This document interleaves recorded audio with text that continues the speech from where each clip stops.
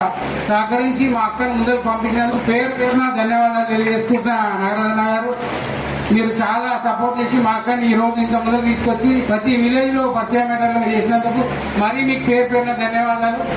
అక్క, ఈ రోజు అక్క 35 గ్రామాలు విజయంగా పూర్తి చేసుకొని ప్రతి గ్రామంలో జరిగాక ఎవరో తెలిసిపోయింది. ఇప్పుడు అక్క కమిటీ మంచిగా చేసింది, మరీ ధన్యవాదాలు తెలియజేసుకుంటున్నాను.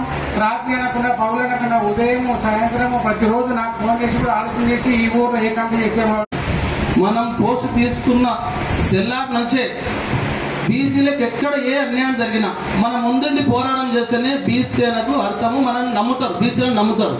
బీసీ లీడర్లు నమ్మకపోవడం కారణం ఏంటంటే మనం కొంచెం ఇంకా సంఘాలు పెట్టి అది పెట్టి కొంచెం పేరు వస్తున్నా కానీ ఈ అగ్రకుల పార్టీలు ఇవి ఉన్నాయన్నీ అగ్రకుల పార్టీలే.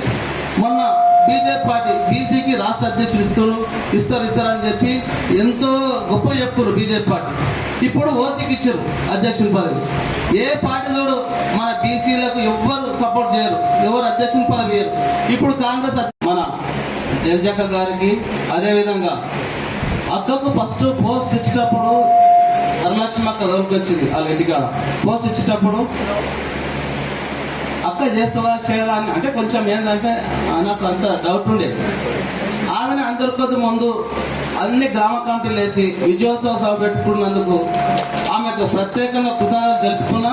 అదేవిధంగా అక్కకు సపోర్ట్ చేసిన నాగరాజన్న గారికి ఆయన సపోర్ట్ చేస్తేనే ఇంత స్థాయికి ఆమె ఇంత త్వరగా చేయగలిగింది. అదేవిధంగా ఆమెకు ఇక్కడ ఇవాళ ఒక చిన్న ఆలోచన నాకు మైండ్లో తట్టింది. అంటే ఒక మహిళ బయటికి వస్తే మనం అందరం అంటే ఇక్కడ ఉన్న టీం అంటే కలుస్తున్నాం కాబట్టి చూస్తున్నాం కాబట్టి మహిళలు బయటకు వస్తే మనం ఎంత పొగుడుతున్నాం అంటే మహిళలు బయటికి రావాలని కోరుకోవాలి. సో పొగుడుతున్నాము, కానీ మనం అందరం రావాలి. ఈ గ్రామాల నుంచి మన బీసీ అనే కమిటీ వేసి మనం ఒక పట్టుదలతోటి మన బీసీ ముఖ్యమంత్రి కావాలి అంటే గ్రామ స్థాయి నుంచి సర్పంచులు ఎంత సర్పంచులు ఎక్కువ గెలుస్తారో అంతమంది ఎమ్మెల్యే గెలుస్తారు. ఎంతమంది ఎమ్మెల్యే గెలుస్తారో అప్పుడు ముఖ్యమంత్రి కానికి ఛాన్స్ ఉంటుంది. ఇక కాదు డైరెక్ట్ నేను ముఖ్యమంత్రి కావాలంటే డబ్బులు వాళ్ళతో ఉన్నాయి. మన డబ్బులు ఖర్చు పెట్టాలంటే మన బీసీలు ఖర్చు పెట్టలేదు. కానీ ఓటు రూపకంగా వాళ్ళు ఎన్ని డబ్బులు ఇచ్చినా ఓట్లప్పుడు బిచ్చగాళ్ళకి వస్తారు. ఎన్నో ఆటలు పాటలు